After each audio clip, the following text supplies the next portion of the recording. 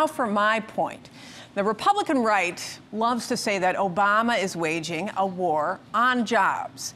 The problem is, it is totally nonsense. The truth, of course, is that Mitt Romney's actually been the one who's waged a war on jobs. When he ran Bain Capital, as we've seen in these commercials, Bain Capital downsized, killed jobs. Jobs were, at best, collateral damage in Bain's very focused war. That was a war for profit. And as the Wall Street Journal pointed out, creating jobs was not a metric that Bain actually used to define success. Profit was. Return on investment, ROI, not JOBS, that was a metric of success. If jobs were added or if jobs were lost, it really didn't matter to Bain as long as the company made money.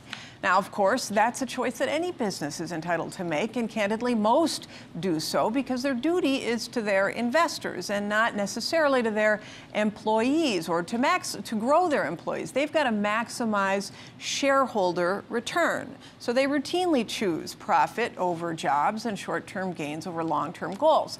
Now, while I wish Romney had made different choices, and I'm sure you do too, while he was at Bain, what he did was certainly within his rights. But for Mitt Romney to now turn around and claim that job creation was his motivation and his success, well, he's waging a war on logic, a war on truth, a war on the voters, and that he cannot win. Which brings me to our new War Room segment. Today in Mitt.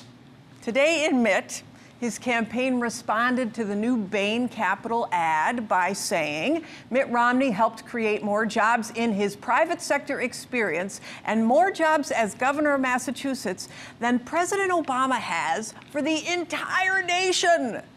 Now, compare whatever jobs Bain may have created as an afterthought to the 4.25 million jobs added under President Obama since the economy bottomed out, and it is pretty clear that today, Mitt doesn't think you know much about math.